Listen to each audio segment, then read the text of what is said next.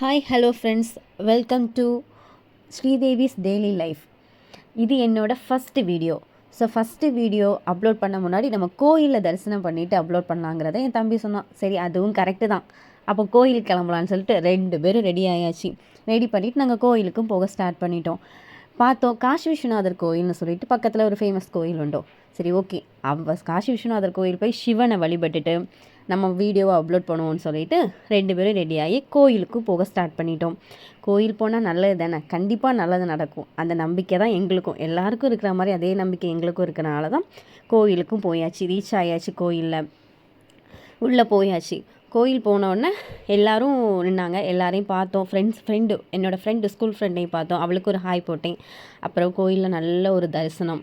சூப்பராக சிவன் அலங்காரத்தில் அழகாக இருந்தார். நானும் என் தம்பி நல்ல ஒரு தரிசனம் பண்ணிக்கிட்டு, சரி விளக்கு போடாமல் எப்படி, அக்காட்ட சொல்கிறா தம்பி, அக்கா விளக்கு கண்டிப்பாக போடணும்க்கா, கண்டிப்பாக போட்டே ஆகணும்னு சொன்னான். ஓகே, நம்ம விளக்கும் போட்டுருவோம்னு சொல்லிட்டு எள்ளு விளக்கு 2 பேரும் விளக்கு போட ஸ்டார்ட் பண்ணிட்டோம். ஓகே, நான் முருகருக்கும் அவன் சனீஸ்வரருக்கும் போடலாங்கிறது மாதிரி 2 பேரும் முருகருக்கு நான் போய் நல்லா கும்பிட்டு என்னோடய யூடியூப் சேனல் நல்ல மாதிரி எல்லாரோட சப்போர்ட்லேயும் நல்ல லெவலுக்கு வரணுங்கிறது மாதிரி நான் நல்லா ப்ரே பண்ணிவிட்டு விளக்கும் போட்டாச்சு. அவனும், அக்கா கண்டிப்பாக உன் யூடியூப் சேனல் நல்லா ரீச் ஆகுங்க்கா, ஆடியன்ஸ் சப்போர்ட் உனக்கு கண்டிப்பாக எல்லாருமே சப்போர்ட் பண்ணுவாங்கன்னு அவனும் சப்போர்ட் பாசிட்டிவாக பேசினான். அது எனக்கு ரொம்ப சந்தோஷமாக இருந்துச்சு. சரி, அவனும் சனீஸ்வரருக்கு விளக்கு போடுறதுக்கு ரெடி பண்ணிட்டான். அவனு போய் சுற்றுன்னு அவனுக்கும் நல்லது நடக்கணும்ல கண்டிப்பாக. ஸோ அதனால் சுற்றுன்னு சுற்றி சனீஸ்வரருக்கும் விளக்கு போட்டாச்சு.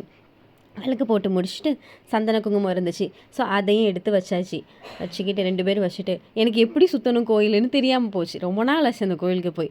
அவன் தான், அக்கா அப்படி போகக்கூடாது, நீ இப்படி தான் போகணும், நீ முன்ன பின்ன கோயிலுக்கு வந்தால் தானே உனக்கு தெரியும் அப்படின்னு சொன்னான்.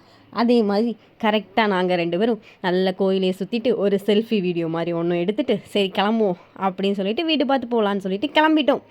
கிளம்பும்போது தான் எனக்கு பானிபூரி சாப்பிடணும் போல் கிரேவிங்ஸாக இருக்குன்னு அவன் ஆசை காமிச்சான். சரி, ஓகே, பானிபூரி தானே, ஷாப்பை பாரு, ஸ்டாப் பண்ணுவோம்னு சொல்லிட்டு அப்படியே பார்த்துட்டே வந்தோம். ஓகே, பானிபூரி ஷாப்பையும் பார்த்துட்டோம். அப்படியே ஒரு ஸ்டாப்பை போட்டோம். 2 பேரும் பானிபூரி ஷாப்புக்குள்ளேயும் போயாச்சு. அந்த வெரைட்டிஸ்லாம் பார்த்தோம். ஓகே, மயோனஸ் பானிபூரி வாங்கலாம் அப்படின்னு சொல்லிட்டு மயோனஸ் பானிபூரி ஆர்டர் பண்ணிட்டோம். ஆர்டர் பண்ணி அவரை விட்டோமா பானிபூரி பண்ண, நான் அதுக்கு மிச்சமாக அவர்கிட்ட பேசி அவர் அதை நீங்கள் என்ன பண்ணுவீங்க எப்படி பண்ணுவீங்கன்னு அப்படி போட்டு பாடாப்படுத்தி எடுத்து பானிபூரியும் வாங்கிட்டோம். 2 பேரும் பானிபூரி அவர் பண்ணுறதை வாங்கி செம்ம டேஸ்ட்டாக இருந்துச்சு. சாப்பிட்டோம். அவ்வளோ டேஸ்ட்டாக இருந்தது. சீரியஸாக சொல்லணும்னா, வடசேரி லொக்கேஷனில் உள்ளவங்களாக இருந்தீங்கன்னா கண்டிப்பாக இவர்கிட்ட போய் நீங்கள் பானிபூரி டேஸ்ட் பண்ணி பாருங்கள். செம்ம சூப்பராக இருந்துச்சு.